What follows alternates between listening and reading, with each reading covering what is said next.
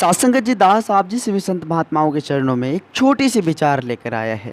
सात्संगत जी एक दिन की बात है, सत्संग हो रही थी। बहुत सारे संत महापुरुष वहाँ पहुँचे हुए थे।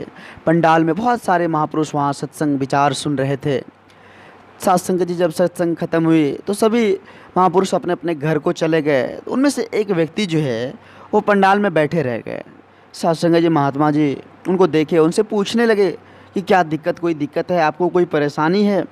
तो सत्संगत जी वह व्यक्ति बोले, हुजूर हमें किसी भी तरह का कोई परेशानी नहीं है। हम यहाँ इसलिए बैठे हुए हैं कि हम बहुत सारे संगतें गए, बहुत सारे व्यक्तियों से मिले, बहुत सारे लोगों से मैंने सवाल किया, लेकिन हमको सही जवाब नहीं मिल पाया। बोले ऐसी कौन सी सवाल है जिसका जवाब तुमको नहीं मिल पाया?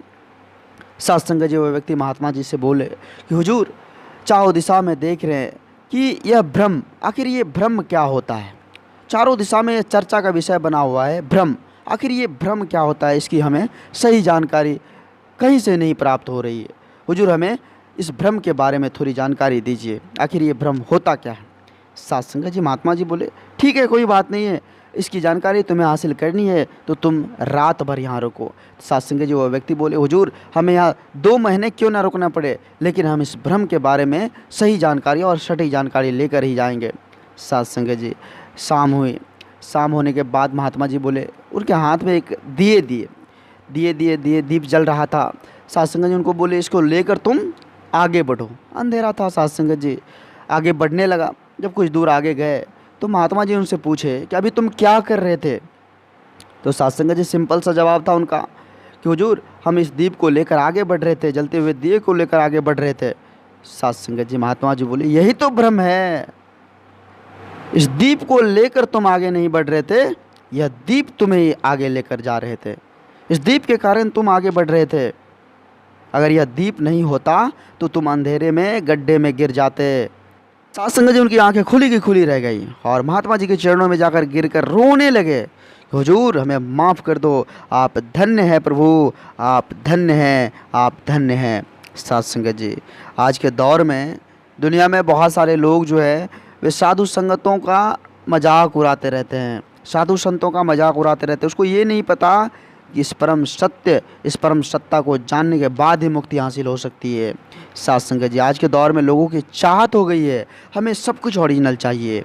हमें जो है घर द्वार चाहिए, अच्छा चाहिए, गाड़ी बंगला चाहिए, ज़मीन और जायदाद चाहिए, वो भी ओरिजिनल चाहिए, उसका पुख्ता कागजात होना चाहिए। लेकिन सत्संगत जी आज के दौर में लोग, कोई चाहता है कि भगवान हमें ओरिजिनल चाहिए? किसी की भी चाहत नहीं है।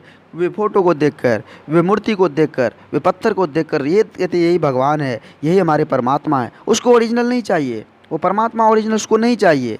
सत्संगत जी जब तक मन में इस तरह का विचार नहीं आएगा, भावनाएं नहीं आएंगे कि हमें उस ओरिजिनल परमात्मा का दर्शन चाहिए, उस ओरिजिनल परमात्मा का छत्र छाया चाहिए, फिर जाकर ज़िंदगी कैसे संवर सकती है?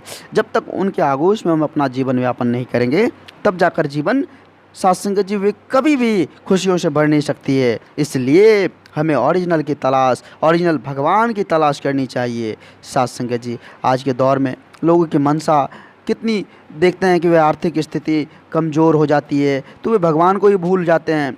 सत्संगत जी कहने का मतलब है कि आर्थिक स्थिति अगर अच्छी भी हो जाए, अगर वे सब चीज़ से परिपूर्ण हो जाए, उनके पास बहुत सारे धन दौलत का अंबार हो जाए, लेकिन जीवन का सही आनंद उसे नहीं मिल पाए, अगर उसकी मानसिक स्थिति अच्छी ना हो, तो सत्संगत जी वे आर्थिक स्थिति कितनों अच्छी हो जाए तो वो काम देने वाला नहीं है।